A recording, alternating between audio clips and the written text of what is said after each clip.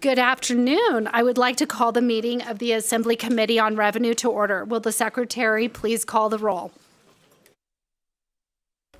Assemblywoman Anderson. Assemblywoman Cohen. Assemblywoman Considine.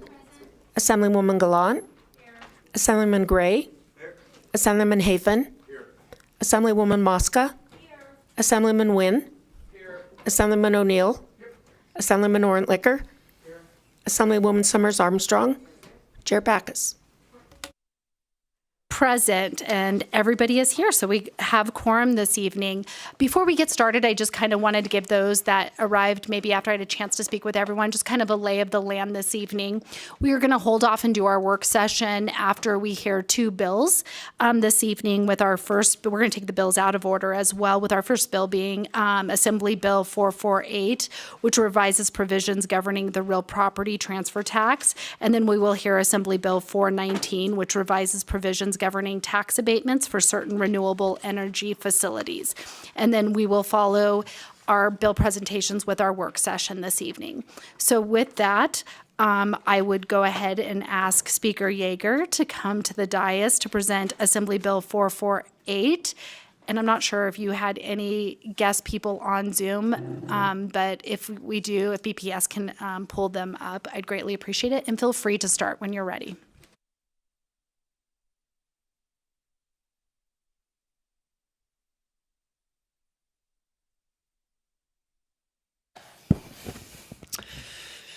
Good afternoon, good evening. I don't know what time it is, but it is good to be here. Thank you, Chair Backus and members of the committee.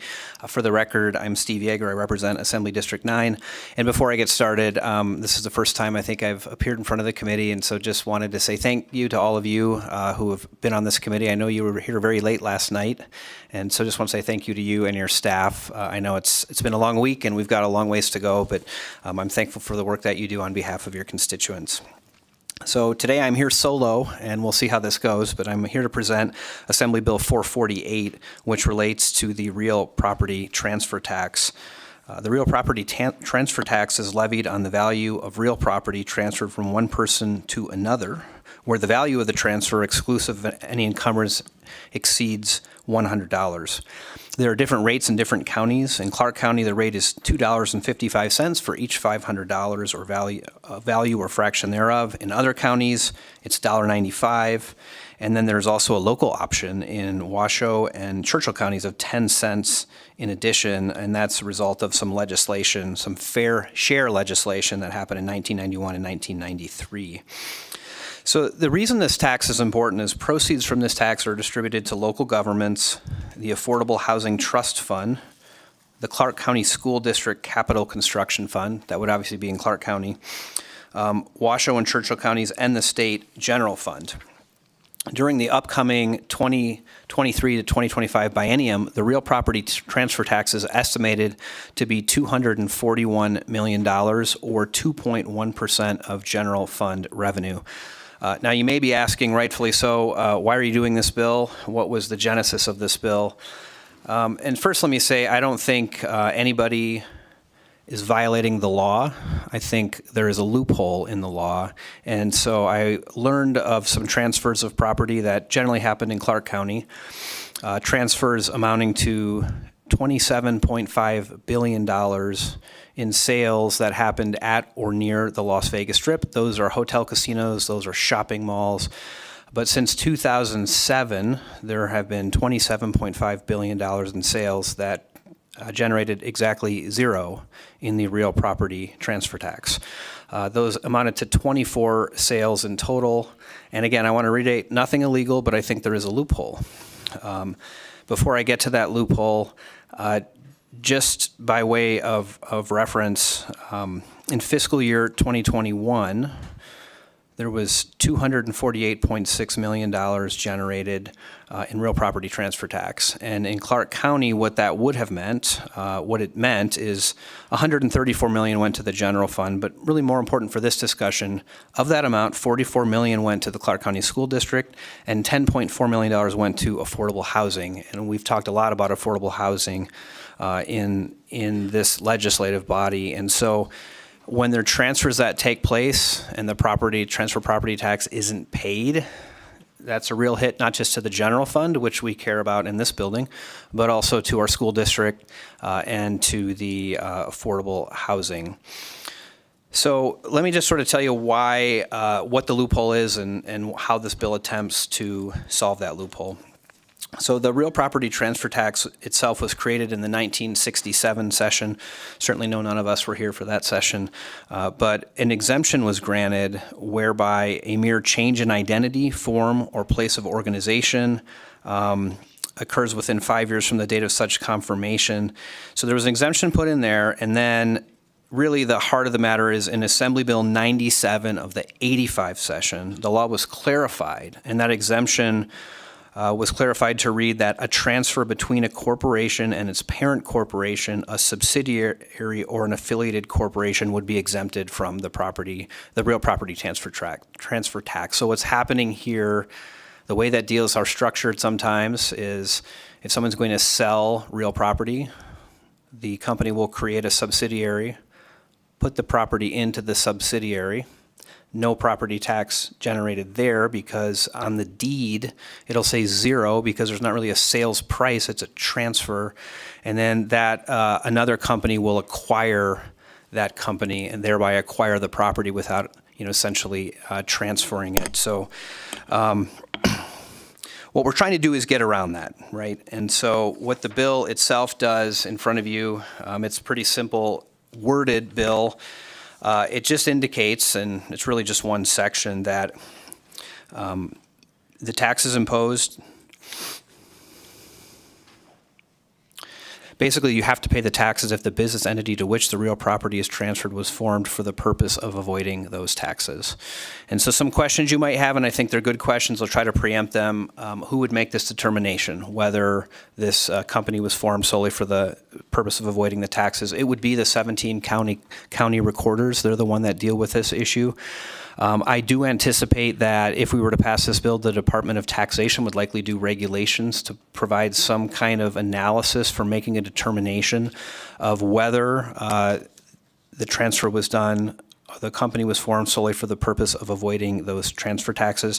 I will readily admit to this committee that I don't think this is a perfect solution. I think we probably still have some ways to go, but the intent of the bill is to make sure that we're capturing that transfer tax, that we're not having a loophole where folks can get out of paying it because it means real money, not just for us, but for our schools and for affordable housing, which is really, really important in the state. And so, Madam Chair, I'm going to leave it there, and I'm sure there are going to be some questions. I'm going to do my best to answer those questions, and hopefully if I'm not able to answer those, there may be some other folks in the room with more experience in this area that can answer them, and as always, I'm certainly happy to try to get answers offline, but I want to thank you for hearing this bill the day before committee passage deadline, and with that, Madam Chair, members of the committee, be happy to answer any questions. Thank you so much, Speaker, for that. And also, thank you for your presentation and probably a good recollection of taxation from last session. With that, committee members, do we have any questions for Speaker Yeager? We have Assemblywoman Mosca. Thank you, Chair, and thank you, Mr. Speaker. My question was, you mentioned the ones in Clark County. Are there other places in the state where this is also happening? Steve Yeager, for the record, through you, Chair, to Assemblywoman Mosca. I think the answer is probably, and it's hard to know sometimes because we don't know. This is really a local issue. The deeds get filed, and the local county recorder takes a look at it, and the transfer tax gets generated based on what the sale value is in the deed. I also should note that who pays the transfer tax is something that's often negotiated. It's not necessarily the seller or the buyer. They can negotiate that among themselves. But the reason I became aware of this was some news coverage of some of the sales of some rather large sales down in Clark County. And of course, as you might expect, anything that happens on the Las Vegas Strip or nearby tends to generate interest in the state. So that's how I became aware of them, reading through a newspaper article. But I suspect it is happening in other places, probably just not to the magnitude because the sales we're talking about down in Clark County. And I should have noted this because I wanted to note it. There were a couple of sales that happened, and thank you for the latitude, Madam Chair. A couple of sales that happened recently that did pay the real property transfer tax. And I just wanted to give you an idea of those. So many of you are familiar with the Fontainebleau project, which is the stalled casino project. Well, that actually was purchased for $600 million, and $3 million was paid in real property transfer tax. And then another one that I'm sure we're all familiar with is the Las Vegas Raiders. The parcel that they purchased for $177.5 million generated $400,000 in real property transfer tax. So those are a couple of examples of ones that were not structured in a way to avoid paying the tax. Now, I don't think we've had sales of that magnitude in other places around the state, but my guess is it is a statewide issue. And so hopefully our Department of Taxation can provide some guidance so when those deeds get filed, we'll look at those and determine whether that should have been a transaction where the tax was paid. Thank you. Any other questions? We'll go to Assemblyman Haven. Thank you, Madam Chair. And, it's good to see you here in Revenue today, Mr. Speaker. I think I understand the concept that you're trying to tackle here, but I want to ensure that some of our smaller mom and pop shops, family businesses, they may have a rental property or something. If they want to move it from in their own ownership to an LLC or from an LLC to a family trust, that this isn't going to trigger a real property tax. Like you said, a lot of these are in the affordable housing realm, and so I just want to make sure that that's not going to happen here. I know some of this is probably going to have to get fleshed out in regulations, but I do want to make sure that we're not doing what we do on a lot of other bills, have unintended consequences, have to come back next session and fix it. Thank you, Mr. Speaker. Thank you, Madam Chair. Steve Yeager, for the record, through you, Chair, to Assemblyman Hafen. I miss being on this committee. I was on this committee last session, although we were mostly virtual, so it wasn't too exciting until the end. But to answer your question, it's not my intent to do that. Really, the intent is, as it says, if the entity is formed solely for the purpose of avoiding those taxes. So, I mean, what I'm thinking about is, not like sort of inter-family things, but just, an arm's length transaction.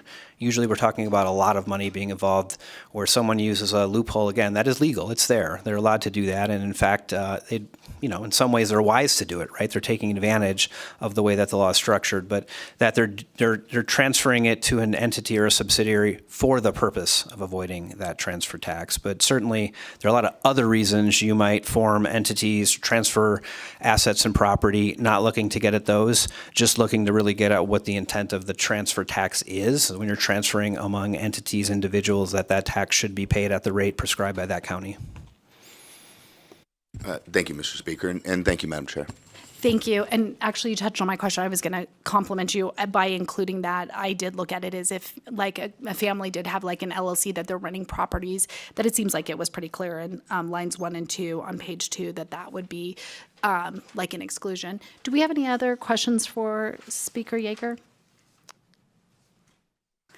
Well, with that, we will go ahead and open take testimony in support of Assembly Bill 448. Is there anyone here today wishing to give testimony in support of 448?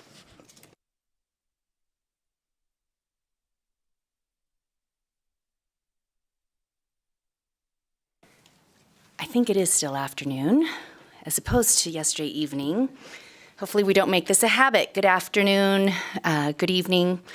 Chair Backus, members of the committee, my name is Christine Hess, and I am the Executive Director for the Nevada Housing Coalition. The Nevada Housing Coalition, of course, works to promote and advance affordable housing across Nevada. I've uploaded a letter to Nellis that's a little more expansive, but tonight I'd just like to thank Speaker Yeager and Majority Leader Hadeghi for this bill. When we read the news coverage this summer, it hit hard because the real property transfer tax is absolutely critical for affordable housing.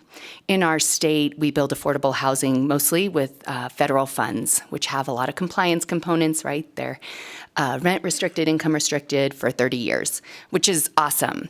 But there's always a gap, right? We have inflationary pressures, land and labor are expensive, supply chain issues. Our affordable housing projects to get done depend on sources of funds that can be a little more flexible, which come through the real property transfer tax.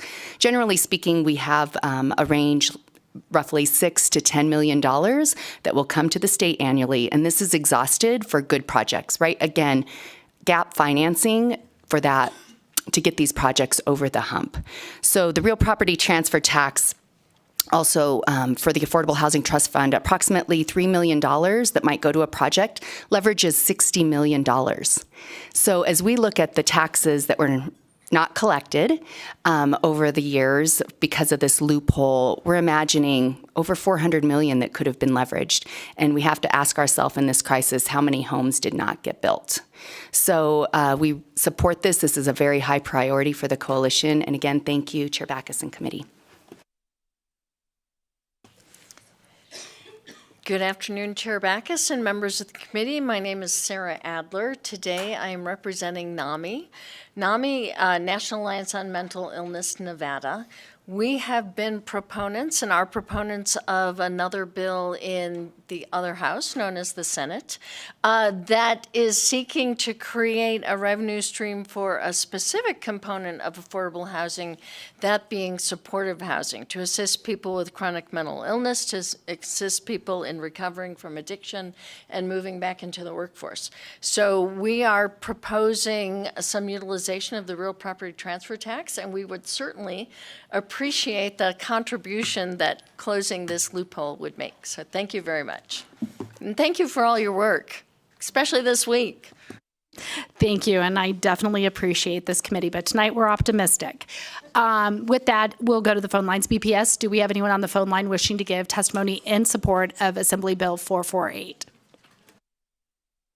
Callers, if you'd like to testify in support of Assembly Bill 448, please press star 9 now to take your place in the queue.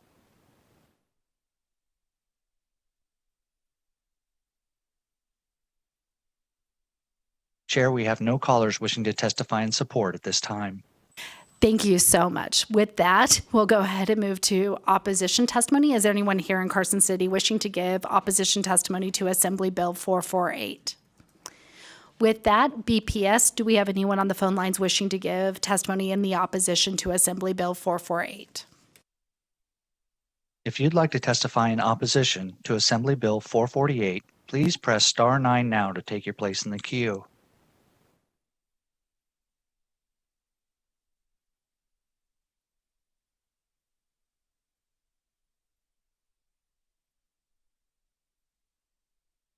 Wiz Wizard, W-I-Z-R-O-U-Z-A-R-D, Deputy State Director with American for Prosperity, Nevada. And on behalf of thousands of activists, we do urge community members to oppose AB 448. I do want to start off and acknowledge and thank the bill sponsor, Speaker Yeager, for bringing this forward. Every individual or business should pay the same tax rate and be treated equally under the law. But in regards to this bill, and I'm glad that the bill sponsor pointed it out, we do think that there's some vagueness there. Big thing, it's mens rea. We approach mens rea, meaning guilty mind, when we look at the laws in any conviction. We should also look at protections to ensure that mens rea is implemented in these type of proposals. For it to be proposed on a basis of people creating it and having to prove, and we have to prove that it's the sole purpose of tax evasion, I think that's going to be a challenge there. And so what Assembly Hafen said, this could be also unintended consequences where it's vaguely applied in a way that hurts more people than it helps. So we think it's a big thing to address, and I think more work can be done. And as an organization, we're happy to partner up with Speaker Yeager to find how we can ensure that businesses and individuals are paying the same tax rate and the laws are applying equally, and making sure loopholes are not in place where both state revenue and the individuals in the industry are being deprived of that resource. Thank you very much, and we greatly appreciate the time. Callers, if you've recently joined and like to testify in opposition to Assembly Bill 448, please press star 9 now to take your place in the queue.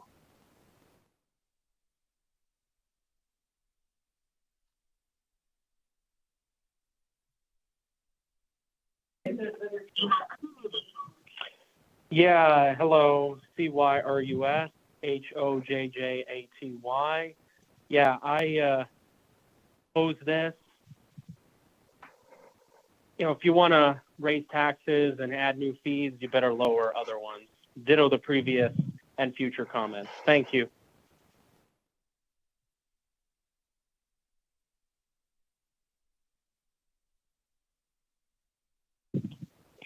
Hi, this is Katrin Ivanov, Ivanoff, aka Mrs. Fixit, Assembly District 42, Senate District 9. I am opposed on anything that will be increasing taxes, especially after the surplus revenue we have. Stop trying to increase taxes and start looking into how to save us some money. You are having several bills this time around that you want to pay for illegal, for people that are breaking the laws. You want to pay for everything for everybody, but not for the actually people that are paying the taxes, actually the people that are voting for you. Those people, it seems like you don't care about. Please start doing what you swear you're going to do. Uphold the Constitution and vote in the interest of your constituents. I understand humanity, but that doesn't mean that we're going to make a bunch of other bills that we're going to pay for people in Afghanistan or people in Zimbabwe or people that are poor all over the world. We have to take care of Nevadans first. We have enough legal poor people in Nevada. You get enough money from our taxes as it is. Anything that you want to increase, even if it's a 0.0001%, stop increasing our taxes. Thank you very much. I apologize. I'm very emotional over this. Thank you for the good work. I know you guys have good intentions, but as someone once said, the road to hell is paved with good intentions, and I, for one, don't want to go there. Thank you, and have a lovely day.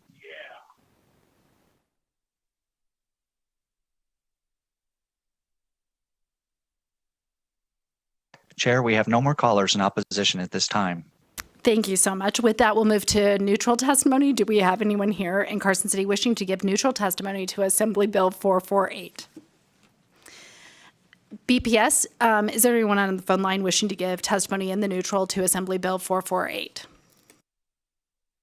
If you'd like to testify in neutral for Assembly Bill 448, please press star 9 now to take your place in the queue.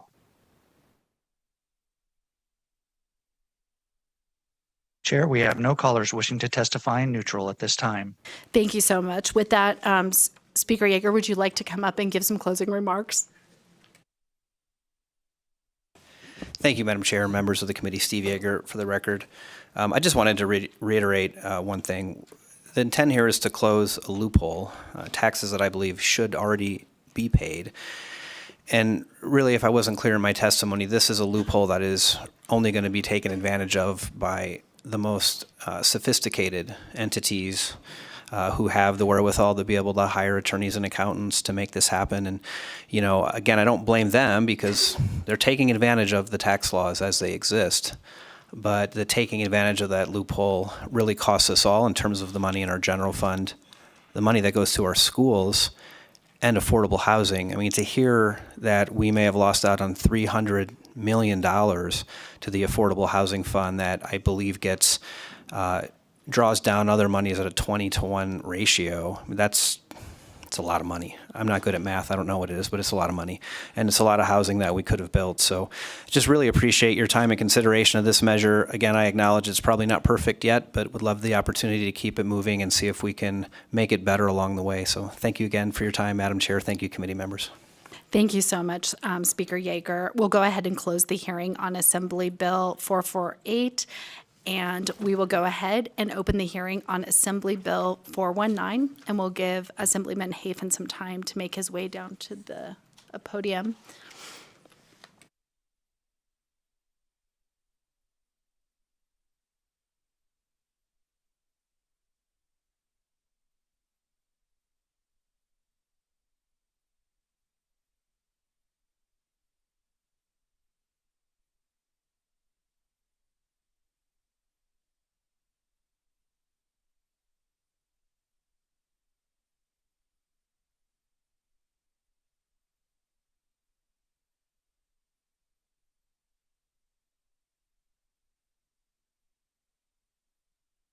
Assemblyman Haven, feel free to start when you're ready. I really want to say good morning, Madam Chair, but I will say good evening.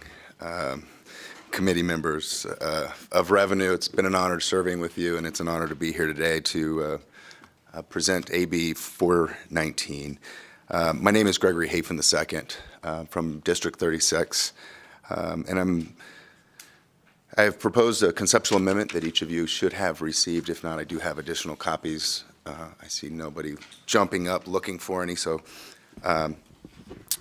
the Assembly Bill 419 requires solar companies to pay sales tax and property tax if they're supplying power to out-of-state customers, but to continue the tax abatements to the solar companies that are providing power to Nevada and its citizens. This bill is intended to help Nevada reach its constitutional mandate of 50% renewable by 2030. A little background information, Assembly Bill 358 from the 2019 legislative session required Nevada to double its renewable portfolio standard by 50% by the year 2030. In addition to this bill, the voters of Nevada approved the ballot question number 6 during the 2020 election, which amended the Nevada Constitution to mandate that electricity providers must shift to at least 50% renewable by the year 2030.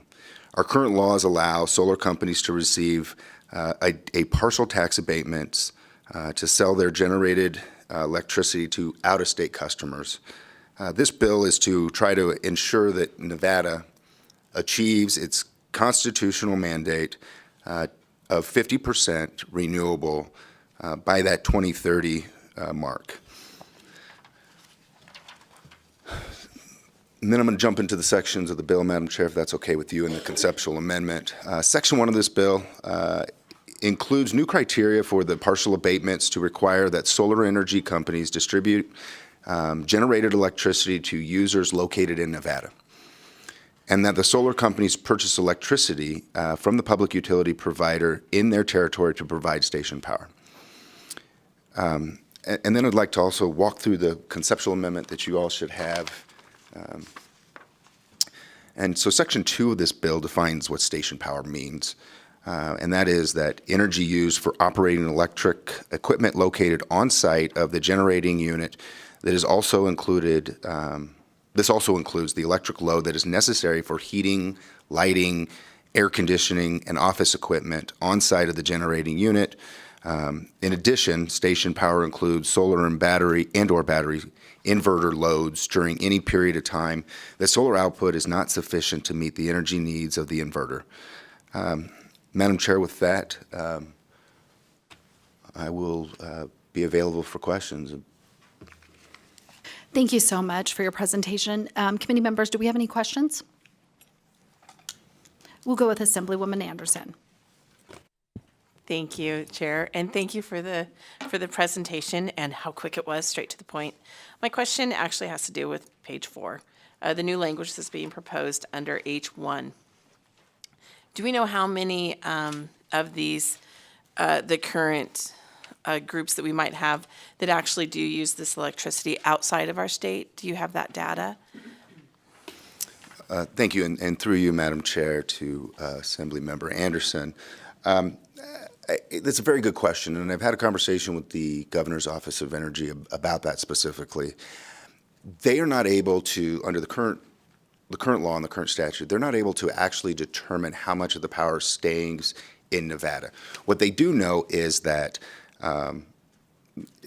roughly half of the energy, just ballpark, was proposed to leave the state. It is suspected that more of it is leaving the state than that now, but because of the way that the language is structured, the solar companies provide a letter of intent to the Governor's Office of Energy or for the abatements, and that letter of intent doesn't always get followed through with a power purchase agreement.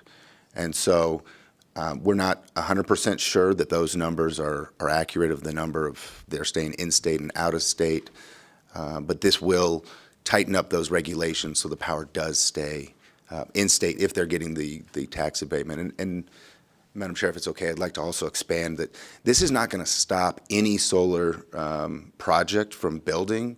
I don't think that we have the authority to necessarily do that. But what it does do is it says that we're going to prioritize Nevadans and Nevadans first by continuing the tax abatements that are currently in statute for Nevadans, but any power that is going to be exported out of the state is no longer going to receive those tax abatements. Thank you.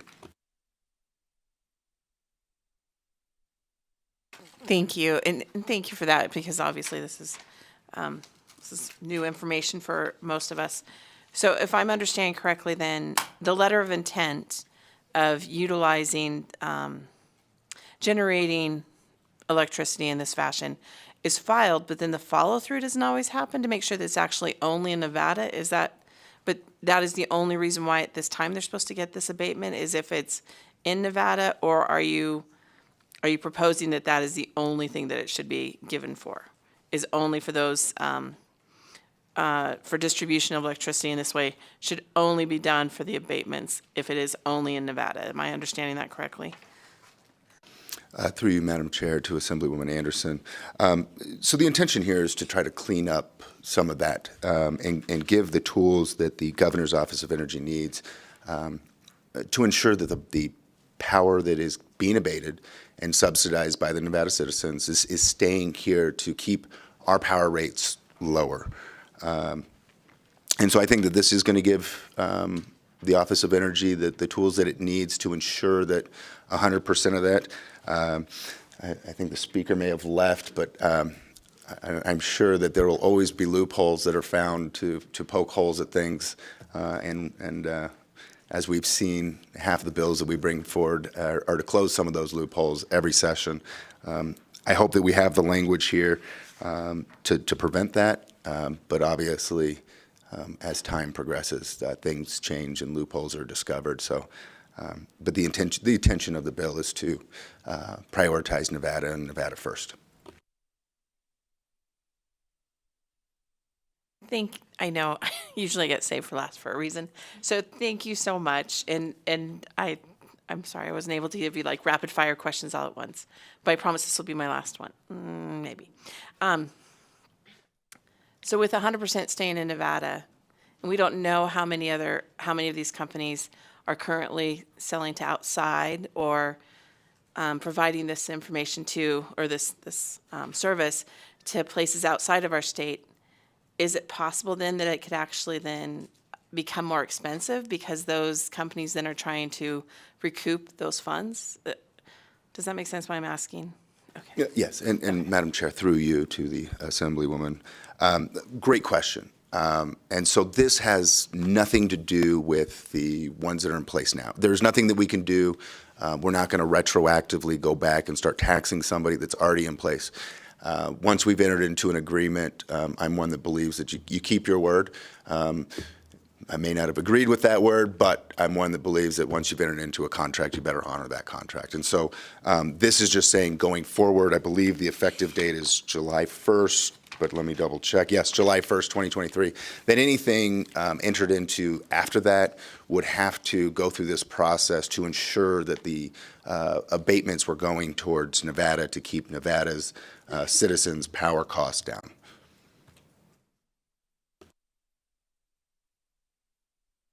I will go to Vice Chair Considine first, and then we may return back to Assemblywoman Anderson for a few more questions. Thank you, Madam Chair. So I actually now have two questions. The first one is, when you're talking about July of 2023, I don't know how long the ramp-up period is if they're negotiating to bring in an energy provider to build on land and when they sign the paperwork. So when you say the date that this goes into effect, is that when they sign the paperwork, or if there's an entity already in the pipeline or the process, how does it affect it? Thank you for that. And Madam Chair, through you to the Vice Chair, the intention on this is that if they've signed the paperwork's signed. Again, if we've entered into an agreement today, that is something that we should honor. And so my understanding of the process is it takes roughly 4 years to have a project up and running. And that's why I'm here today, is because we're looking at July of 2023 being at roughly about 32% renewable, and having only it's a little over 6 years to get to that 50% mark. And so the intention is to say, if we're going to do this and we're going to live up to our constitutional mandate, that we need to prioritize Nevada power before anyone else. And again, your question is July 1st. If a contract is entered into with the state prior to that, I believe that it should be honored, and that this bill is not in effect until after that. And so any contract entered into after that would be subject to these provisions.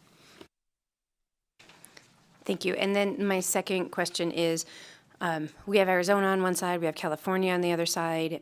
Is doing this, will that chill any type of competition, or will that potentially cause any companies that are searching for a place to build their facility make make another place look more attractive, or are you confident in Nevada?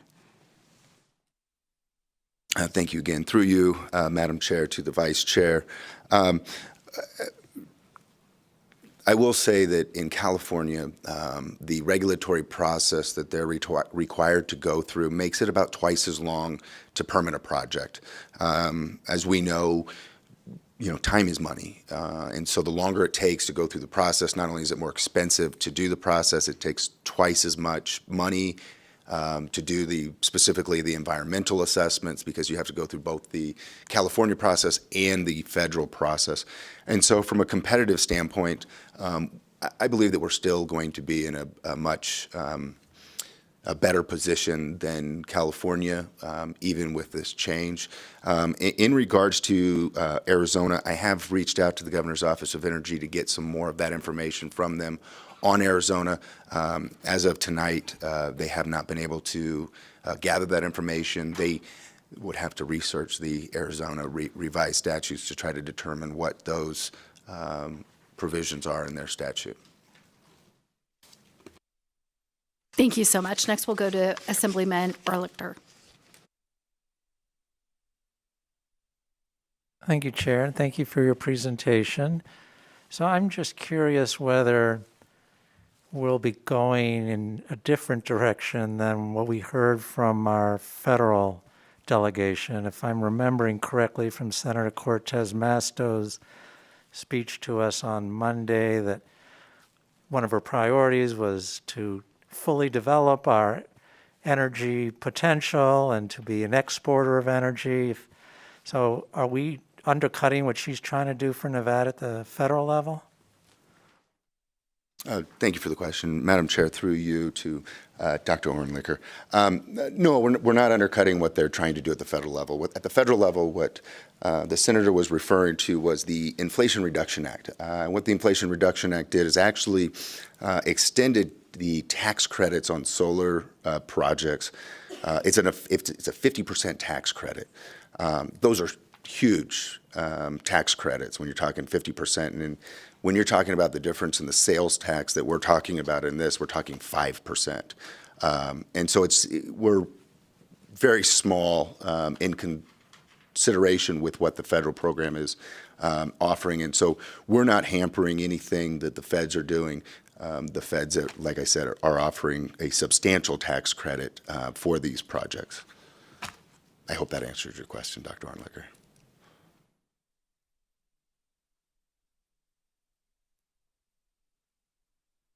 Right, but you're trying to reduce the export, and she's trying to promote export. So those seem to be going in different directions. Through you, Madam Chair, to Dr. Orenlicker. Not necessarily in a different direction, just saying that if Nevada is going to continue to export solar, that we're going to pay property taxes and sales tax just like you and I did today when we went to the store. I look at the solar projects just like I look at mining. They are taking up our public lands, the lands that I like to go off-roading in, my neighbors like to ride their horses on. Those are our public lands for us to enjoy. And that if we're going to close those public lands for the private companies to profit, that Nevada is going to, I don't want to say be compensated, but at least be treated equally, just like you and I are treated on our property taxes and our sales tax on our home, on our automobiles, and in our everyday purchases that we do every day. And so it's just trying to say that Nevada citizens need to be put first. Thank you, Dr. Ornlicker. Madam Chair, any more questions? I'm happy to answer. There are a couple more questions. We will go with Assemblywoman Summers Armstrong. Thank you, Madam Chair, and thank you, Assemblyman Hafen. I really appreciate that you are speaking the language that I have been speaking for the last 2 years, which is that Nevada is a fabulously beautiful state. She has resources that many people use, and they should respect her. When they come to her and they want something from her, they need to be coming on equal footing to ensure that they are worthy of what she is giving them.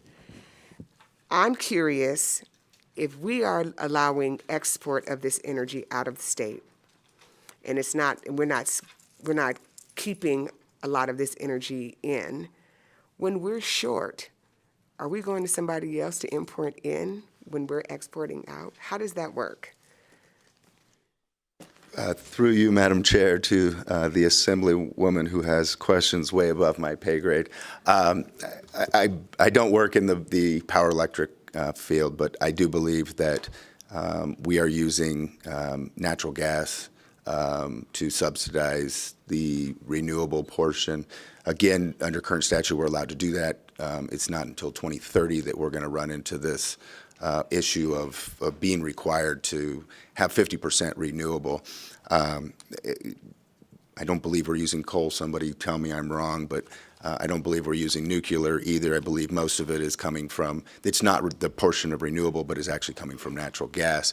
And so that's what's occurring currently is we use the natural gas plants to make up that 68%. Thank you. So I just want to make sure I understand is that you're hoping, your intent is to allow that power to more of an effect to be used here so that we can wean ourselves off of these other, like gas, because we're trying to get rid of that. We're meeting our goal. But I'm curious, and I don't know if we can call a friend, but maybe someone who's in the audience who has some concerns about this can answer. Like, are we importing electricity from someplace else? Is this going to impede our ability to close this loop that we're supposed to be, that was in the last session? I think it was SB 480, where we were supposed to be building these high-powered lines. And so are we trading one thing for another when we allow our energy to go out and we're building to make up for what we could actually already be producing that is leaving our state? So I'm not sure that's a question in there, but I do have some concerns, and I really appreciate your care for our state. Thank you. She appreciates it too. Thank you, and Madam Chair, through you to Assemblywoman Summers Armstrong, I will just concur that Nevada is the most beautiful state in the nation. Thank you so much. I actually wanted to ask a question that I was thinking about with respect to H1 and the language providing that it generates electricity solely for the distribution by the facility or a public utility to end users of electricity located in this state. And one thing I was just struggling with that is in case a producer is unable to provide all of its electricity generated to companies here in Nevada for one reason or another. I was just kind of worried, would that be like a shame that they couldn't benefit from this if they were like storing electricity and it may go outside the state if they were gonna sell it. I was just worried if they're, I mean, and maybe it's just because I'm ignorant and I don't know how each of these plants actually work. I mean, does it seem like everything flows 100%, or I just was worried if there wasn't enough market in Nevada that then we're penalizing a company that can't generate it all 100% for a company within our state. Thank you, Madam Chair. Through you to the chair. Great question. I'm not an expert in energy, but the intention of the bill is, currently we're at about 32% renewable. The constitutional mandate by 2030 is to get to 50%. So clearly there is room for Nevada to continue to grow and grow towards that. I'm not going to pretend to understand the ins and the outs of how solar panels and power work, but I do think that there probably will be experts here to testify that could address that better than I can. I appreciate that. Do we have any other members of our committee wishing to ask questions of the bill sponsor? With that, we'll go ahead and move to take testimony in support of Assembly Bill 419. We'll start here with Carson City. Okay, we'll go to the phone. Oh.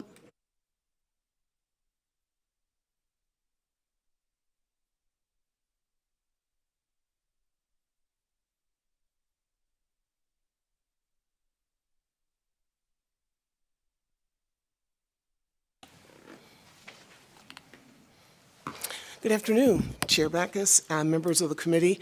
For the record, my name is Rose McKinney James. I'm the managing principal for McKinney James and Associates, and I'm here today representing Valley Electric Association. Valley is a member-owned electric cooperative that is based in Pahrump, Nevada, and has a little over 20,000 members. Specifically, I'm here to thank Assemblyman Hafen for considering the provisions that he outlined in the bill that relate to clarifying station power. The company operates in a geographic area that is frequently the basis for large-scale solar development. And while we welcome and encourage that development, we believe that the host community should receive some additional benefit from these projects.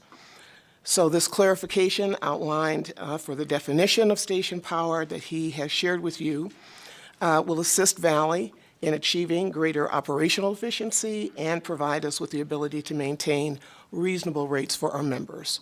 So on that basis, I appreciate the opportunity to support the bill. Thank you. Good evening, Chair Backus, members of the Assembly Revenue Committee. Joanna Jacob on behalf of Clark County. We are in support of this bill. In 2019, our Board of County Commissioners began work developing its first ever climate and sustainability action plan. We continue to work towards that goal, and we're supportive especially about the provision about tying the property tax abatement to local jobs, workforce, and investment in Nevada. Property tax abatements are tough for counties, of course, but we appreciate the efforts by Assemblyman Hafen. We really see this benefiting us in two ways. One, towards helping us to keep online with the state's goals, as he outlined in his testimony, but then also making sure that if we are abating revenues here in Nevada, that it is going to companies that invest here in Nevada and benefit us, and that I believe is what abatements are designed to do. So we are in support of this bill, and we thank Assemblyman Hafen for bringing this forward. Good evening, Chairwoman and members of the committee. For the record, my name is Annette Magnus, and I'm the Executive Director of Battleborn Progress. We're here today in support of this bill because we think it's a great idea to try and keep more of our renewable energy and the different things that our renewable energy industry brings here in Nevada. We've seen this time and time again when projects pop up in the renewable energy industry, and then they export that energy to other states, and we think it's important to try and keep that here, or at least let it benefit our community. So I want to thank the sponsor for his work on this bill, and I hope you will support this bill.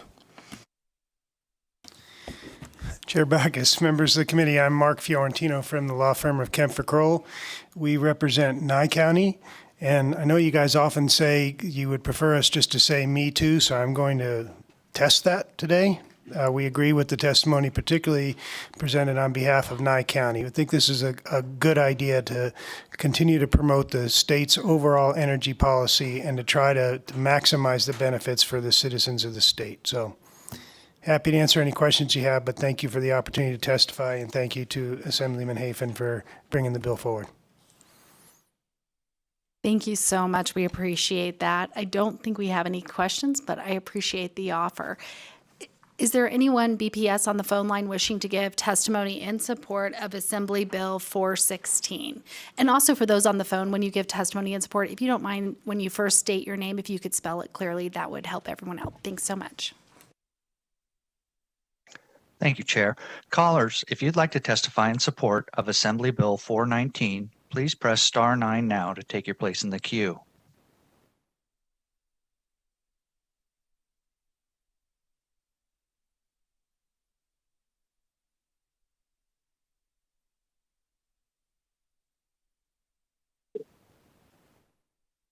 If you can hear me, my name is Kevin Emmerich. I'm a resident of Beatty in Nye County, Nevada. And I do support this bill. I'd like to request some additions to it. But in short, the area that we live in just north of Beatty has about 60-some thousand acres of solar applications to the south and 40-some thousand acres to the north. And those, if they were approved, are all talking about hooking into the Gridliance network, which is run by Valley Electric, and that would eventually go to the California Independent System Operators. And it's about half of those projects that are proposing to that, according to their applications. So this bill would actually alleviate some of that. I'd also like you to consider taking this bill a little further, or having another bill and talking about impact of solar to communities. They create fugitive dust, they hurt wildlife, they use too much water in construction, they cut off public land access, they lower property values from adjacent communities. You should consider a bill that protects communities from the impact of these projects. They take up 5 to 10 square miles of land. That's really big. South of Pahrump, they're really undergoing a land rush of solar applications. So please consider that, and thank you.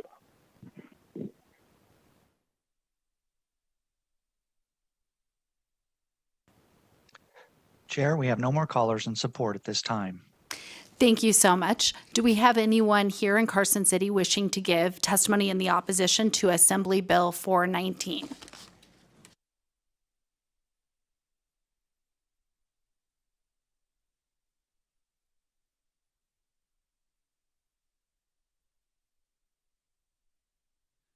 Thank you, Madam Chair, members of the committee. For the record, my name is Kyle Davis, and I'm here today on behalf of the Interwest Energy Alliance. Interwest is a trade association made up of about 40 of the largest wind, solar, storage, geothermal, and transmission companies in the world, doing business here in Nevada and 5 other western states. We're here today to oppose AB 419. AB 419 would disqualify some renewable energy projects from receiving a partial abatement of sales and use and property taxes. Renewable energy projects deliver property and sales and use tax revenue to Nevada, particularly to local communities. If you take a look at the projects that have recently received partial abatements, communities where those projects are located still realize significant amount of tax revenue that would not have existed otherwise. Those same projects also generate quality ongoing jobs in those communities. This is an important point to underscore. These projects are not replacing other economic activity. It's often these projects are nothing. Even with abatements, these projects generate new tax revenue. And renewable energy projects generate these benefits for Nevada regardless of whether they sell power to Nevada ratepayers or elsewhere. Renewable energy developers are currently spending billions of dollars building renewable energy in the West. They compete against one another to offer to sell electricity at the lowest cost possible. It's an extremely competitive landscape, and every dollar counts, including the savings generated by the tax abatement. In the proponent testimony, you're left with the impression that there are only a few projects out there, and if we don't grab them all, we're not going to meet our goals. The reality is there are plenty of projects out there. It's just a matter of whether Nevada can get those projects or not, based on the competitive marketplace in the West. But there are plenty of projects for us to meet our goals as well as export to other states. Given that competitive environment, Nevada is competing against its neighboring states to attract renewable energy projects. Developers want to build projects in Nevada, but it's cheaper to build a project somewhere else. They'll locate projects there instead, and we'll miss out on those benefits. I've been working on these issues for over 15 years. Nevada has always had the goal to build renewable energy here and export it to other states. This legislation is counter to that goal. We ask you to vote no on AB 419 to protect the jobs, the economic activity, and the tax revenue that this program creates. Thank you.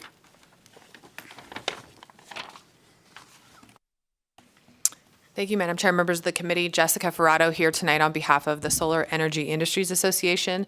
SEIA is the national trade association representing solar companies across the country. I'd like to echo the comments of my colleague to my left, as well as highlight just a few things. Currently, right now, we are meeting interim targets. The solar industry is meeting interim targets for the RPS, and we have additional solar that we are looking to sell out of state.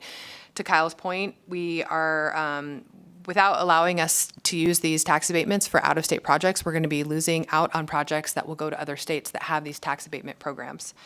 In addition, we think that this is anti-competitive and sorry, been a long day. And disincentivizes companies to come to the state and will go to our neighboring states to do these projects. Thank you for your time. Thank you both. With that, do we have anyone else here in Carson City wishing to give testimony in opposition to Assembly Bill 419?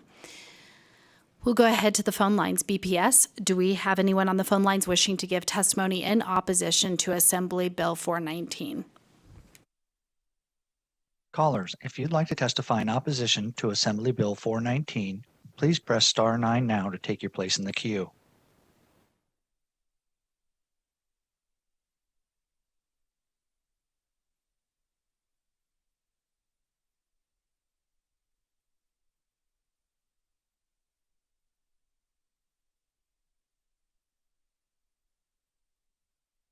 Good afternoon, Chair Backus and members of the committee. My name is Gabriela Olmedo, O-L-M-E-D-O. I'm an associate at Advanced Energy United. We are a business association working to make the energy we use clean, affordable, and reliable. We represent over 100 companies in the diverse advanced energy industry, such as large-scale renewables, geothermal energy storage, energy efficiency, and solar. Many of these companies are investing in Nevada, bringing jobs to Nevada, and doing good work in Nevada. I'm calling on behalf of our association in opposition to AB 419. Renewable energy projects, such as those developed by our members, provide a myriad of benefits to the communities they locate in. State incentives to renewable projects are effectively a state economic development program for these communities. First and foremost, these projects provide substantial investment and tax revenues to the locality. This stable, predictable income works to stimulate local economies and can be transformative for local residents. Without these abatements, many of these projects may not locate in Nevada, and these revenues would not exist. Additionally, these projects provide good-paying jobs. The advanced energy industry employs over 32,000 Nevadans with continued anticipated job growth. Finally, Nevada has ample solar resources and could benefit financially by selling excess energy to other states in the region and avoiding curtailment. Creating this onerous requirement for the abatement that projects must sell solely to end users located in the state is not in Nevada's best interest and may restrict the development of economically beneficial renewable energy resources. For these reasons, we urge the committee to reject this bill and maintain a welcoming business environment for renewable energy projects in Nevada. As we've heard, Nevada is competing for some of these projects with neighboring states, and the abatement can make the difference in the developer's decision to locate in Nevada. Thank you for your consideration. Chair, we have no more callers in opposition at this time. Thank you so much. With that, we'll go ahead and move to neutral testimony. We'll take that here in Carson City for neutral testimony to Assembly Bill 419. We'll go ahead to the phone lines. BPS, do we have anyone on the phone line wishing to give testimony in the neutral to Assembly Bill 419? If you'd like to testify in neutral for Assembly Bill 419, please press star 9 now to take your place in the queue.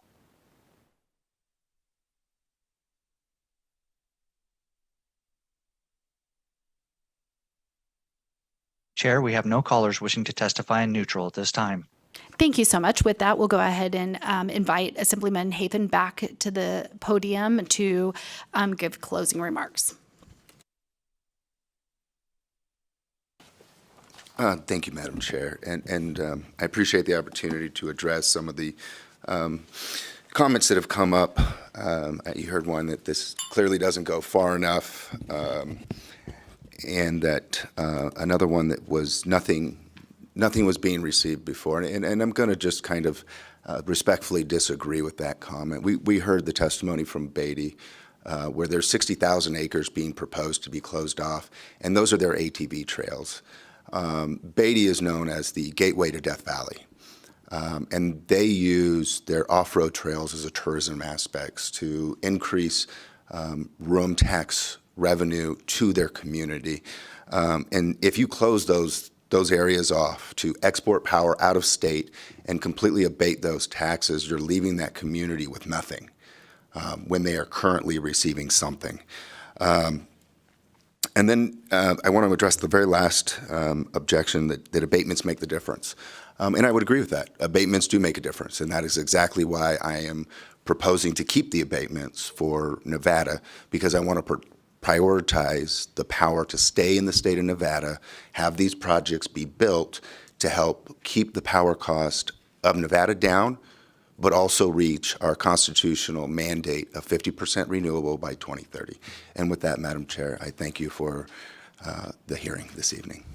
Thank you so much. With that, we'll go ahead and close the hearing on Assembly Bill 419. Our next item on our agenda for this evening is our work sessions. With that, we will now open up our work session, starting with Assembly Bill 232, and I will go ahead and turn that over to Ms. Powers. Thank you, Chair Backus. Susanna Powers, Deputy Fiscal Analyst with the Legislative Council Bureau. The work session document for Assembly Bill 232 is available to the public on Nellis. Assembly Bill 232 was sponsored by Assemblyman Hibbets. The bill was heard on March 28, 2023 by this committee. Assembly Bill 232 specifies that for the purposes of the 30% tax on the wholesale price of tobacco products other than cigarettes, the tax imposed on other tobacco products that are premium cigars, which are cigars that are rolled by hand, have a wrapper made of whole tobacco leaves, and which do not have a filter or mouthpiece, may not exceed 50 cents for each premium cigar. A conceptual amendment was submitted by Assemblyman Hibbets, which is attached to this work session document. This amendment would revise the tax on premium cigars to be at 30% of the wholesale price of these products, with a minimum tax of 30 cents per premium cigar and a maximum tax of 50 cents per premium cigar. The amendment would additionally provide for a July 1, 2023 effective date and a June 30, 2027 sunset date on these provisions. At the time of preparing the work session document, AB 232 was not eligible for exemption. The Fiscal Analysis Division determined that AB 232 is eligible for exemption today. Are there any questions about the work session document?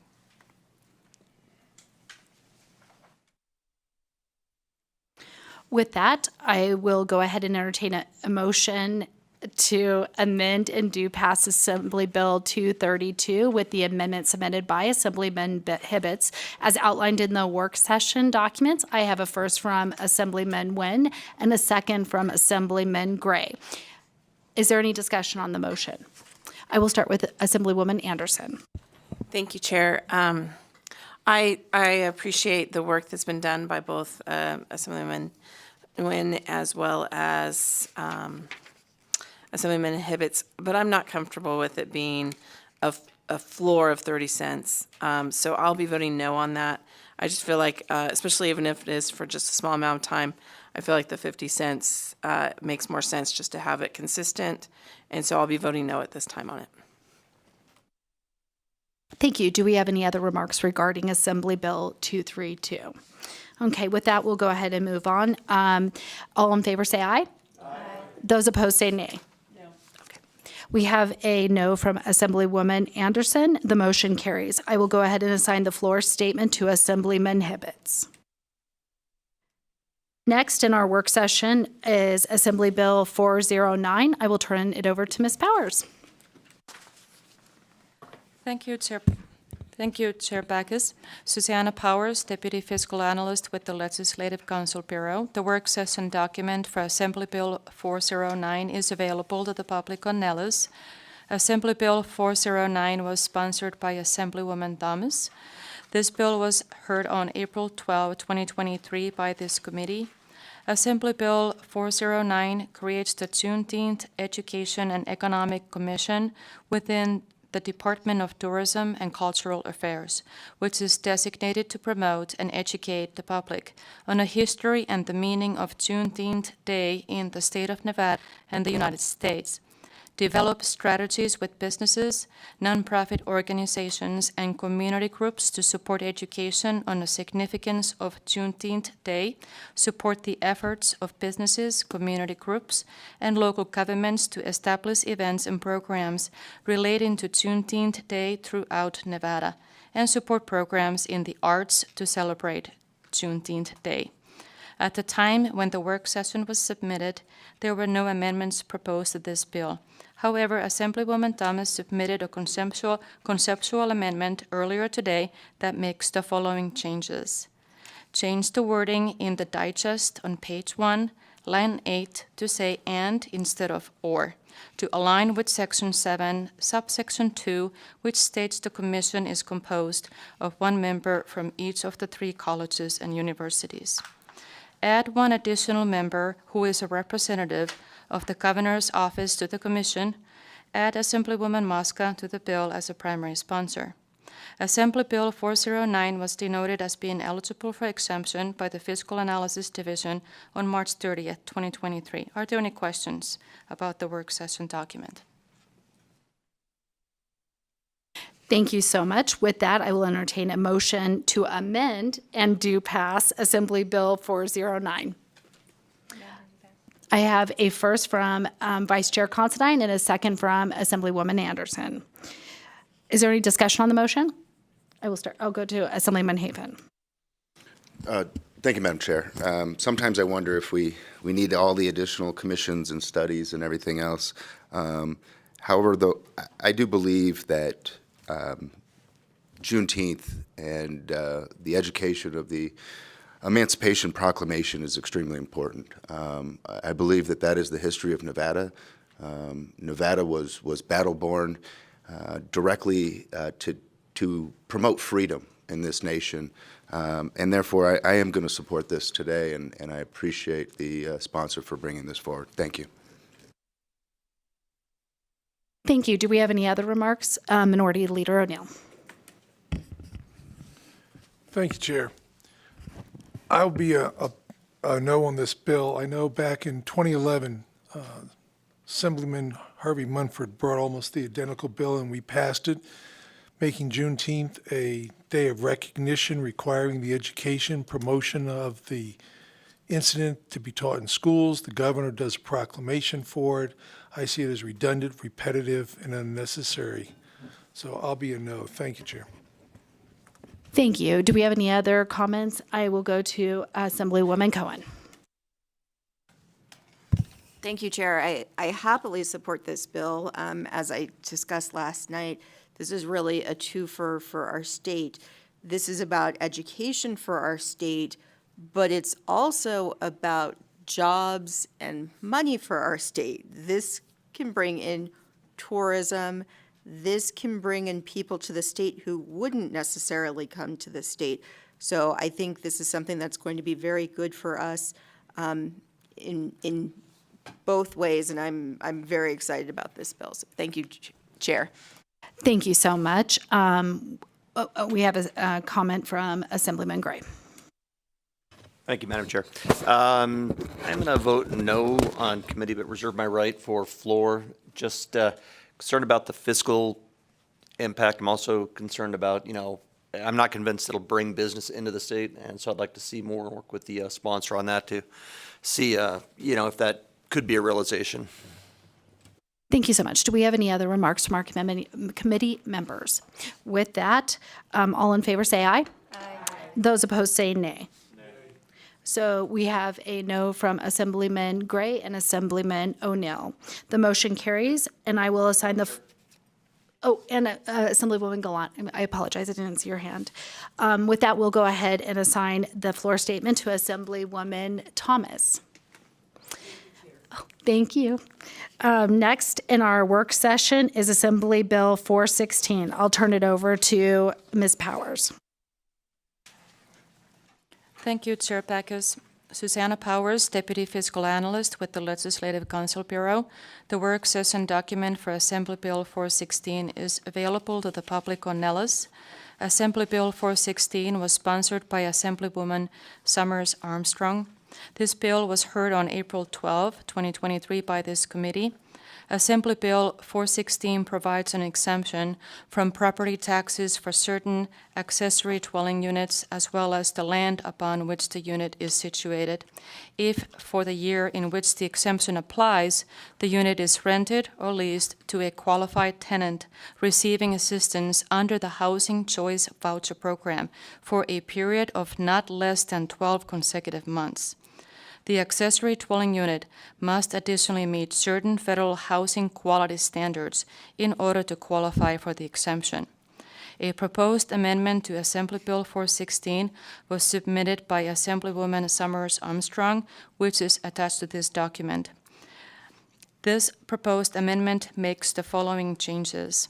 Specifies that an accessory dwelling unit may not exist within the same structure of the main residence, specifies that the exemption only applies to the improvement and not the land upon which it sits, requires that a housing authority verify that the tenant is a Housing Choice Voucher holder on an annual basis, limits the exemption only to accessory dwelling units on the same parcel as an owner-occupied residence, specifies that qualified tenant means a person who is not related to the property owner of the accessory dwelling unit by consanguinity or affinity within the third degree, requires that the use of the property with respect to the addition of an accessory dwelling unit must conform to local zoning regulations, specifies that regulations be adopted for the administration of the exemption, and specifies that the exemption can be taken only once per lot. Assembly Bill 416 was denoted as being eligible for exemption by the Fiscal Analysis Division on March 30th, 2023. Are there any questions about the work session document?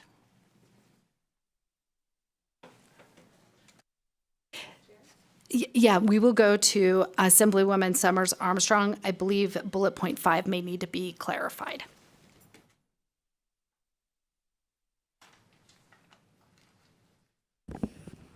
Thank you, Madam Chair. In the submitted amendment, I do believe that I mentioned that the main residence needed to be occupied by the landowner, the owner of the property, so that the main residence is not rented as well as the accessory unit. Thank you. And I think we have owner occupied, and I hopefully believe that will reflect that the residence is owned and occupied. And so our intent of what's stated will make sure that the amendment, when we get that, is reviewed to ensure adequacy. And if Mr. Nakamoto wants to add to that, that'd be great. Madam Chair, Michael Nakamoto with the Fiscal Analysis Division for the record. That is the intent that we were trying to get with that particular bullet point when it was drafted, that it did need to be a residence that was not rented, that the owner of the property was actually living in that residence. Thank you, Madam Chair. Thank you, Mr. Nakamoto. It just looked a little different in wording, and I had a moment of panic. So thank you so much for clarity. And I appreciate everyone working very hard to do all of these amendments. And we're trying to make sure we capture and make sure we're sending out really good bills. So I appreciate that. Does anyone have any other questions regarding the work session documents? With that, I will go ahead and entertain a motion for Assembly. Actually, I will entertain a motion to amend and do pass Assembly Bill 429. 16. 416, sorry. I did that, I'm sorry. 416, and I saw so many hands go up. So if I can get a motion, first up gets the motion. Okay, I have Assemblyman Nguyen for the motion to amend and do pass. Do I have a second? I will go with, I think Assemblyman Gray beat you to it. So he will get the second. With that, do I have any discussion on the motion? I will go to Assemblyman Haven. I absolutely support this legislation. I do want to make sure that the bill sponsors' comments of owner-occupied are included. I will vote yes, but I do want to make sure that that language is included on the amendment on the floor. So I just want to reserve my rights, but I do believe that we're there. Thank you. Thank you so much. Is there any discussion on the motion in addition to Assemblyman Haven? With that, we will go ahead and vote on the matter. All in favor say aye. Aye. Those opposed say nay. The motion carries. I will assign the floor statement to Assemblywoman Summers Armstrong. Next, we will move on to our work session is Assembly Bill 429. I will turn it over to Ms. Powers. Thank you, Chair Backus. Susanna Powers, Deputy Fiscal Analyst with the Legislative Council Bureau. The work session document for Assembly Bill 429 is available to the public on Nellis. Assembly Bill 429 was sponsored by Assemblyman Gurr. The bill was heard on April 12, 2023 by this committee. Assembly Bill 429 moves the Nevada Air Service Development Commission into the Office of Economic Development, revises the membership of the commission, and provides that the program developed by the commission to provide grants for the purpose of establishing air service or providing enhanced air service may be made to governmental entities as well as to air carriers. The bill additionally provides that the remaining balance in a Nevada Air Service Development Fund does not revert to the state general fund at the end of a fiscal year, and instead must be carried forward to the next fiscal year. Finally, the bill makes an appropriation of $10 million to the fund from the state general fund to be used for the purpose of conducting a study of the development of intrastate air service in this state and making certain grants. The bill makes additional appropriations of $1 million per year in fiscal year 2024 and fiscal year 2025 to the fund from the state general fund to be used by rural airports to match money that is available from the Federal Aviation Administration. A proposed amendment to Assembly Bill 429 was submitted by Nevada Association of Counties, which is attached to this document. This proposed amendment adds one member appointed by the governor who represents the Nevada Association of Counties or its successor organization to the Nevada Air Service Development Commission. There was another amendment submitted a bit earlier today for AB 429, and I will turn this over to Chair Backus to summarize that. Thank you so much. And our second amendment includes that on the board, at least one member of the commission must be from a county with a population of less than 100,000. And then also an amendment to Section 3 that would require the commission to submit an annual report to the legislature.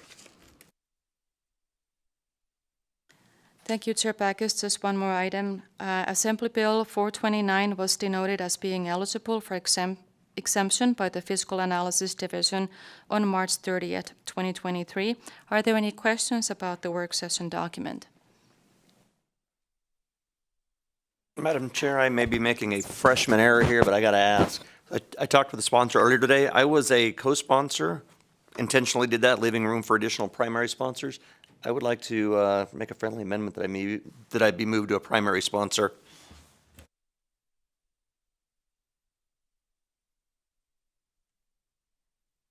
We haven't done the amendment documents yet, so I think we could probably do that right now. It's probably safer to do it now versus waiting. So, and I believe I did speak to the bill sponsor, and I apologize that I forgot about that, but that was something that was included. And then we have Assemblywoman Anderson. I think you had a question too. Thank you, Chair. And I wanted to thank the sponsor as well as those that have been working with you on getting this to us so quickly. Looking over the committee, I noticed that there are 8 members, which I get. It's always nice to have that odd, and we can maybe fix that a little bit later. But the other thing that I noticed was it's not in staggered terms. So I'm wondering if there's a way, even to be able to say, just from verbally, that the appointments would be in a staggered term or something along those lines, since this would be an ongoing committee and it's the first time we've looked at it. I didn't know if that would be appropriate to ask for it this time or not, or how you'd like to handle that, Chair. And I apologize, Ms. Anderson. I do believe you were asking about your amendment with the rollover aspect. That's correct, about the rollover on not the money thing we can deal with, I think, when it goes to the Ways and Means area. It has more to do with the commission and the members of the commission and whether or not it's going to be on staggered terms or if they're all going to be at the same time frame. So just wondering because I think there's pretty standard language sometimes that it's on a staggered time frame for appointments. Thank you so much. I apologize. I got distracted for 2 seconds. We will go ahead and have the bill sponsor and Ms. Fisher maybe come up and talk about that. That was one thing I was not expecting.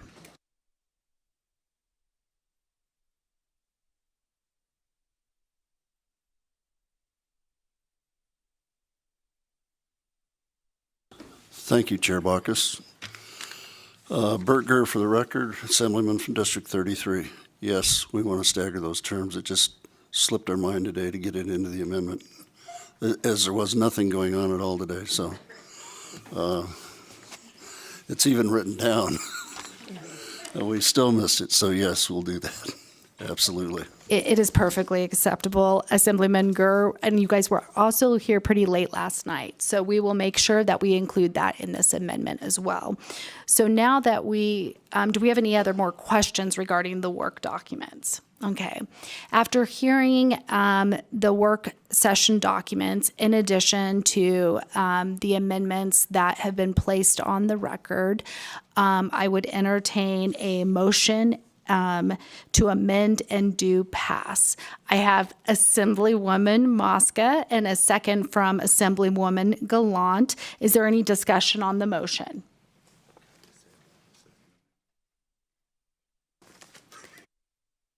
Okay. With that, all in favor say aye. Aye. Those opposed say nay. The motion carries. I will assign the floor statement to Assemblyman Gurr.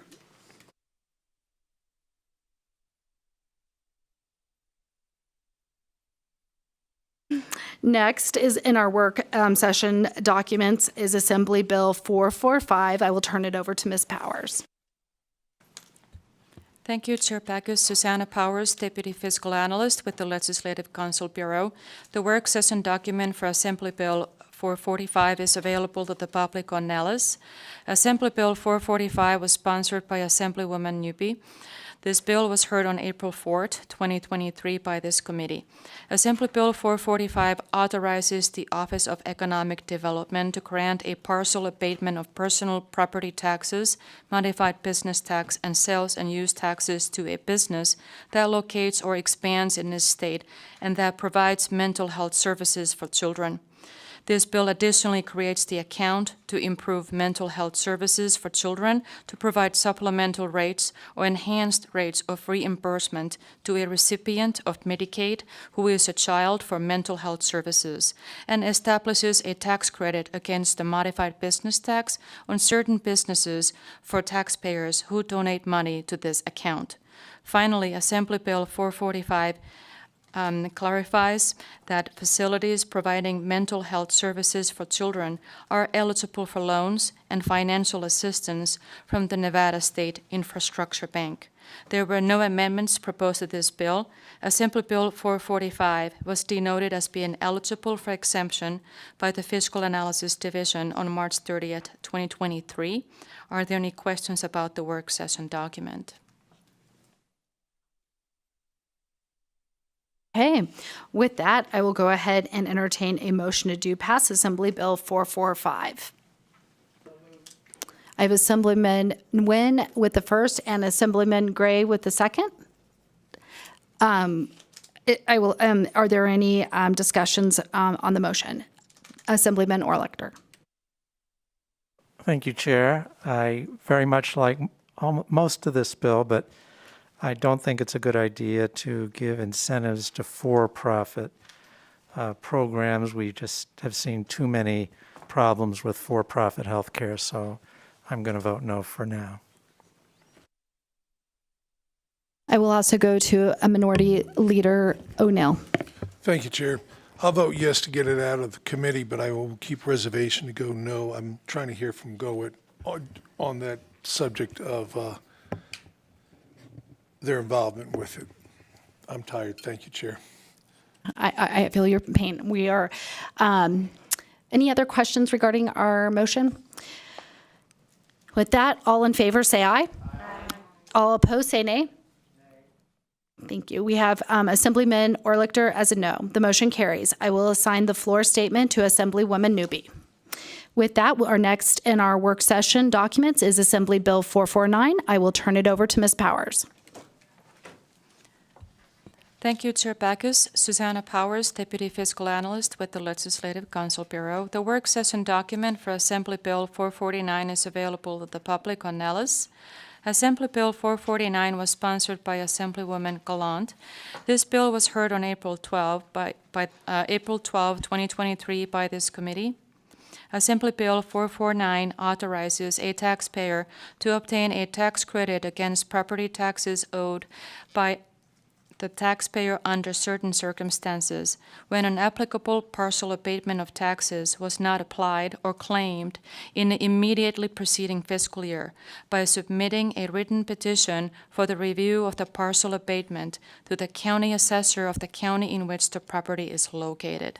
Additionally, the bill authorizes a taxpayer who is aggrieved by a decision rendered by a county assessor to appeal the decision to the Nevada Tax Commission, and additionally specifies that a taxpayer who is aggrieved by a determination of the Nevada Tax Commission rendered on an appeal made pursuant to this act is entitled to a judicial review of that determination. Proposed Amendment 3578 to Assembly Bill 449, which was submitted by Assemblywoman Gallant, is attached to this document. This proposed amendment removes the existing language from the bill and instead provides that if, during a fiscal year, if a county treasurer determines that a taxpayer has claimed and is entitled to a partial abatement from taxation for single-family owner-occupied homes for the immediately preceding fiscal year, but that the taxpayer failed to claim the partial abatement, the county treasurer is authorized, with the concurrence of the assessor and without the approval of the Board of County Commissioners, to correct the tax roll for the immediately preceding fiscal year at any time during that fiscal year. If the treasurer corrects the tax roll of the county to indicate that the property of a taxpayer is eligible for a partial abatement from taxes for the immediately preceding fiscal year, the taxpayer is entitled to such tax credit or refund or combination thereof, as the treasurer deems appropriate. Additionally, the amendment provides that a taxpayer who is aggrieved by a decision rendered by a county assessor and appeals the decision to the Nevada Tax Commission, the deadline to submit a written petition is June 30 of the fiscal year following the fiscal year for which the determination is made. If the determination was for the immediately preceding fiscal year, in the immediately preceding fiscal year. Finally, the amendment amends NRS 361.773 by specifying that the taxpayer does not need to show good cause for failing to claim the partial abatement of property taxes for single-family owner-occupied residences when entitled to this partial abatement. Assembly Bill 449 was denoted as being eligible for exemption by the Fiscal Analysis Division on March 30, 2023. Are there any questions about the work session document? With that, I will go ahead and entertain a motion to amend and do pass Assembly Bill 449 with the amendment submitted by Assemblywoman Gallant as outlined in the work session document. I have a first from Assemblyman Nguyen. Do I have a second? I have a second from Assemblyman Gray. Is there any discussion on the motion? I will go to Assemblywoman Summers Armstrong. Thank you, Madam Chair. Thank you for letting me speak. I am going to not support right now. I would like to talk to the bill sponsor about cost for the counties to comply and just make sure that we are not making a law that is duplicative of what they can already do under regulation. And so that we don't make them have to pay more money. And I wasn't clear yesterday on how much this would cost. So I want to talk to you about it.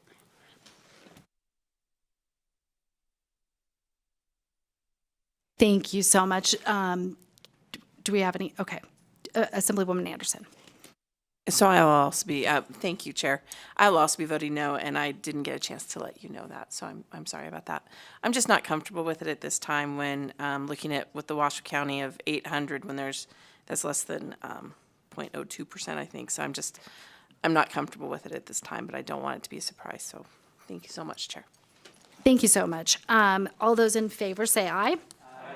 Those opposed say nay. Nay. Okay, I have, even though Assemblywoman Anderson naturally went with it's okay. So I have 3 nays. I have a nay from Assemblywoman Summers Armstrong, Assemblywoman Anderson, and Assemblywoman Considine. The motion carries, and I will go ahead and assign the floor statement to Assemblywoman Gallant. At this time, we are going to take a 1-minute recess, and it is more, I think, because we need a little small break. Please allow yourself maybe like 3 minutes, if you can, for a bathroom break, and then be right back, and then we have the 2 bills to vote on when we get back. Thanks.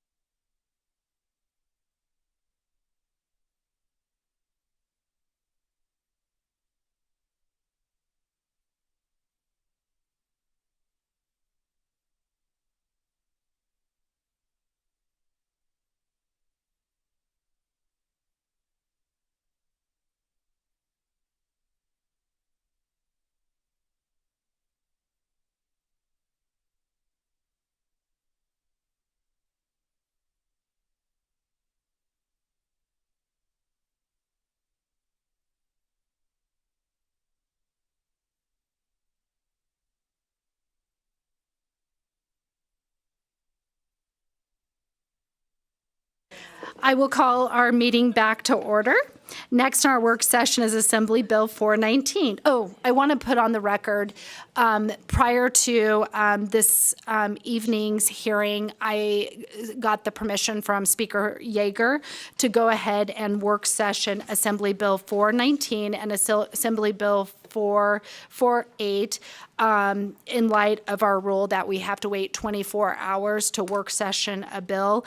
That time period can be waived at the permission of the speaker, and that was received. So with that, we will move to Assembly Bill 419, and I will turn it over to Ms. Powers.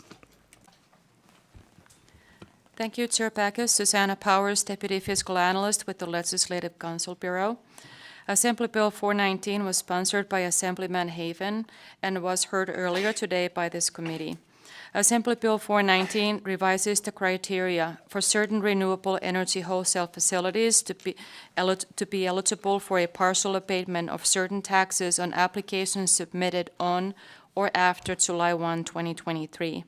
A wholesale facility for the generation of electricity from renewable energy that uses solar energy to generate electricity is required to generate electricity solely for distribution by the facility or a public utility to end users of the electricity located in the state, and purchase electricity from the public utility providing electric service in the service territory where the facility is located to provide station power. Additionally, the bill amends paragraph A of subsection 7 in NRS 701A.365 by providing a definition for station power. A proposed amendment to Assembly Bill 419 was submitted by Assemblyman Hafen and provides additional clarification for the definition of station power. Are there any questions? With that, I will go ahead and entertain a motion to amend and do pass Assembly Bill 419 with the amendment submitted by Assemblyman Hafen. I have a first from Minority Leader O'Neill. Do I have a second? I have a second from Assemblyman Gray. Is there any discussion on the motion? I will go to Assemblywoman Anderson. Thank you, Chair. And I wanted to thank the sponsor who just had a pretty lengthy discussion with me and a few others about this. I continue to be concerned about, in the Northern Nevada area in particular, with how much of that energy could possibly be right along our California border with the Truckee, Lake Tahoe area, et cetera.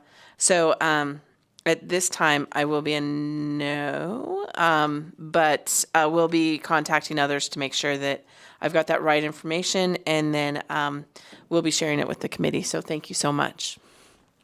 Thank you so much. I also have a comment from Assemblyman Nguyen. Thank you, Madam Chair. And as of right now, for me, I think it's a different position. I just haven't had time to observe this, and I know we have a lot going on today. So even during the presentations, I still have had some question that needs to be addressed, and I didn't want to hold us until 8 o'clock tonight because I don't think anyone would like that. So as of right now, until I get more on this, my position is a no, but I look forward to learn some more things from the bill sponsor as well as the other stakeholders before it goes to floor. Thank you, Chair.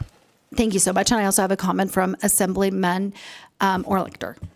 Thank you, Chair, and for the similar reasons to my colleagues, Assembly Persons Anderson and Nguyen, I will vote no for now, but I have an open mind. I appreciate the comments, and everyone does have the ability to change their vote when it does get to the floor, and I totally, completely understand that. But I do appreciate everyone here and willing to listen, and so with that, we'll go ahead and take our vote. All in favor say aye. Aye. All opposed say nay. And I just want to make sure I have the correct nays. I have a nay from Assemblywoman Anderson, Assemblyman Nguyen, and Assemblyman Orlichter. Did I miss anyone? Okay. With that, the motion carries, and I will assign the floor statement to Assemblyman Hafen. Next in our work session is Assembly Bill 448. I will turn it over to Ms. Powers. Thank you, Chair Backus. Susanna Powers, Deputy Fiscal Analyst with the Legislative Counsel Bureau. Assembly Bill 448 was sponsored by Speaker Yeager and was heard earlier today by this committee. Existing law provides an exemption from the real property transfer tax if the transfer is a mere change in identity, form, or place of organization, such as a transfer between a business entity and its parent, its subsidiary, or an affiliated business entity if the affiliated business entity has identical common ownership. Assembly Bill 448 removes this exemption from the real property transfer tax applicable to certain transfers of real property between business entities if a transfer of real property is made to a business entity formed for the purpose of evading the tax on transfers of real property. There were no amendments proposed to this bill. Are there any questions? With that, I will go ahead and entertain a motion to do pass Assembly Bill 448. I have a first from Vice Chair Considine and a second from Assemblywoman Summers Armstrong. Is there any discussion on the motion? Assemblyman Gray. Thank you, Madam Chair. This is a complicated one. I'm going to reserve my right to, I'm going to vote no and then reserve my right to change it later on. I just need to learn more about the situation and, whether it's a loophole or what what it is. Do I have any other comments? I will go to Assemblyman Hafen. Thank you, Madam Chair. I'm going to echo Assemblyman Gray's comments and just add that I do have concerns on how the regulations are going to be implemented and how each county is going to be able to handle it individually and whether or not it'll be consistent or not. Hopefully we can address that prior to the vote on the floor, though. But I will vote no today and then reserve my right moving forward. Thank you. With that, we'll go ahead and take a vote. All in favor say aye. Aye. Those opposed say nay. Nay. And for the nays, I have Assemblywoman Gallant, Minority Leader O'Neill, Assemblyman Gray, and Assemblyman Hafen. The motion carries. I will assign the floor statement to Vice Chair Considine. And this brings us to the end of our agenda. At this time, I would like to open the meeting for public comment. Is there anyone in Carson City who would like to provide public comment this evening? We will go to the phone lines. BPS, do we have anyone on the phone lines wishing to give public comment this evening? Callers, if you'd like to provide public comment, please press star 9 now to take your place in the queue.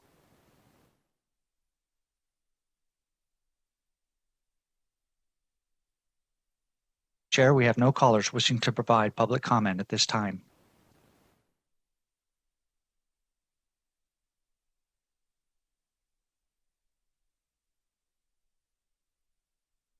Thank you. Okay. With that, do we have any comments from the members before we adjourn? Assemblywoman Anderson. I wanted to thank all of our staff for staying so late over the last 3 nights and how incredibly helpful and kind they've been, and also getting mad at me for asking too many questions. But anyway, I wanted to thank them for all the work they've done for us. And I would echo the comments from our Assemblywoman Anderson. I'm very grateful to our staff. And I was so close to the 6 p.m. Get out of here time period. I thank all of our members for the hard work put in this week. And we do still have on calendar an agenda for tomorrow, Friday, any meeting status at the call of the chair. But right now, I think we have fleshed through our work session items, but it's still at the call of the chair. But this will conclude our meeting this evening.